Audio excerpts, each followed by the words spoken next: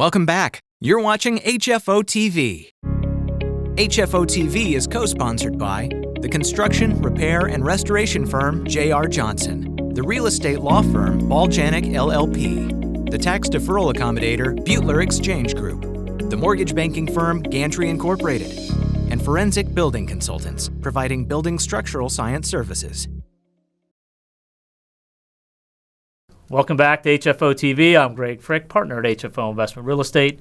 Today we're going to be part two with Deputy Executive Director of Multifamily Northwest, Michael Havlik. Going to talk a little bit about Oregon and some of the things that we see going on in the state. Mike, thank you for coming in here again and sharing your knowledge. Let's talk about where we left off last time in terms of Senate Bill 278. So with Senate Bill 278, one of the favorable things that was created was if a tenant applies for rental assistance, then and notifies the housing provider, then the housing provider is required to refrain from filing an eviction for 60 days while that rental assistance is processed. Right. So it gives an opportunity for the application to move through the system. And then if the application isn't processed in that time frame, then the housing provider can go, and now this has been contracted through the Housing Authority of Portland, or Home Forward. Right. They have the contract to administer the landlord guarantee program. So I anticipate when the announcements come out about the framework for that program and the programmatic requirements, we'll be doing announcements on that as well, and probably training on how to access that. Unfortunately, we're concerned that there'll be quite a few applications that don't make it in that 60-day period. I mean, I know if you just look at the numbers, you just told me here, we're 60 days out, and there are quite a few applications that haven't been processed. You said 21,000 applications in on the ERAP program, only 500 have been paid out. So I'll go back to that. So in that instance, you've got Home Forward is addressing that. They're going to manage that. So the tenant puts in an application. There's a 60-day window where that can be processed and things are on hold, so to speak, from a property owner standpoint. There are questions about this. So, for example, if the tenant applies through the state for money, for funding, and the way the law is written, the tenant notifies the landlord that they've applied for it, and that stops the forbearance period from when the tenant notifies them. Now, whether the landlord also gets notified by the state that this is in process. So the question of when that starts, good question. So secondly, it's incumbent upon the housing provider to initiate the application for that 2 months, potentially 60 days of rent with Home Forward. I mean, honestly, the program could do the counting for you and notify the housing provider that they're entitled to this and just have it, kicked out automatically. Right. There's really no reason why that wouldn't happen in that manner. But it does appear that the housing providers will have to advocate for themselves when that 60 days has expired, or the tenant is denied. So the tenant's denied, then the housing provider can go back. In theory, after the 60 days, he's been denied assistance. The tenant, there's a guarantee in theory and for that 60 days. For that 60-day period. Right. And there's these little chunks of time that they've got to do And it's a lot of tracking for a housing provider to do. So I think one positive thing, Greg, from all of this chaos that we've been faced with is that our colleagues over at the Rental Housing Alliance and the Oregon Rental Housing Association, they've been really good partners with us in kind of talking things through, discussing bills. They have participated in our rental surveys. We have, I think, built really strong and collegial relationships with them that have been amazingly helpful. And I can't thank them enough for being partners with us on what we've been through. In fact, they even participated in September when the wildfires raged across the state of Oregon. We collaborated with them to create lists of available housing to provide to the state and to FEMA in those affected areas. Yeah, down Southern Oregon mostly. Yeah, Southern Oregon. We were able to help to a certain extent in getting people placed in housing. And that was a really good partnership. So those partnerships we've really appreciated. we've also, some of the other notions, I'm fairly new to the political process, Greg, and I've maybe thrown into the deep end a little bit, Right. but some of the things that I would like to stress to those who are watching this program is that lawmaking around housing should only be done at the state level. Yes. We do not believe that it ends up being economically infeasible to have City of Portland, Multnomah County, Eugene doing something, perhaps Oregon City, these different jurisdictions that create different rules for housing. You can't write a manual for it. I know.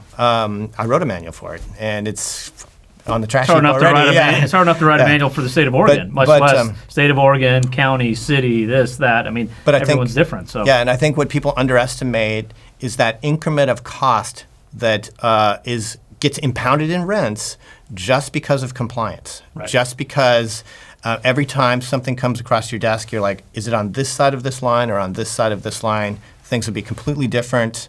The compliance requirements may be completely different between Portland and Gresham, for example. Right. And if you're in Portland, you could be charged 2 months' rent for doing something that seems pretty routine, and on the Gresham side, you're fine.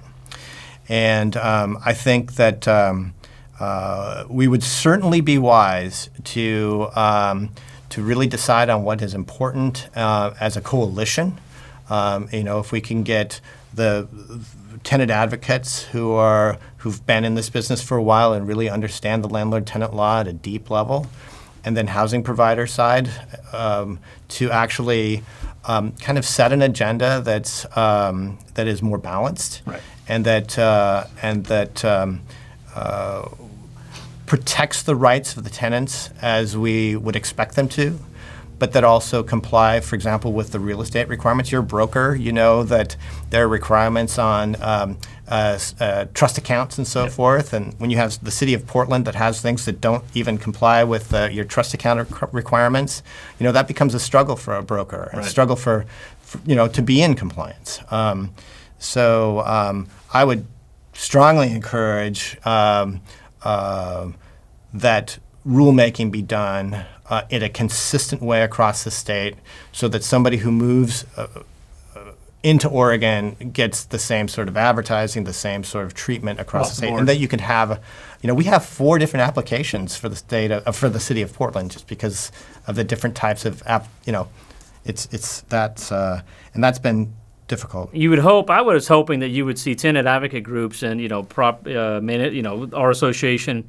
And there's a common goal in terms of some of this funding to get out. Mm-hmm. But like I said, I think this relationship has been, for various reasons, has been so separated or so contentious that it's almost like, yeah, we should all be together on this, but I can't be together with you on this because that says we're together. And, again, we're not going to agree on everything, but in terms of having a simple system to get funding out, I don't understand why, again, tenant advocate groups and us, we should all be together on this, saying to the state, look, if the concern is the tenants, let's get this out. But I sometimes feel that, there's an underlying of, who owns the building, or, I was saying to somebody, it seems like a lot of the laws are made as if they're so concerned about a property owner taking advantage of some system. I said it's a very small, if it happens, it's a very small percentage. They have to file taxes. There's ways to look at that. Let's not, make these rules based on one anecdotal story, and let's look at everybody together. But it's, again, we haven't been very political. We did get political last, 5 or 6 years, and the disconnect in terms of what really happens on the street and what the intention is, I think things get lost when it kind of filters down. Yeah, I've had the same question about where our tenant advocates have been around the provision of rental assistance, why they haven't been more vocal about the slowness, the slow roll, and sometimes when you see the reporting at high level to our senators, and you some of the reporting doesn't even correspond with what you're observing. That concerns me, and I think it should be a concern.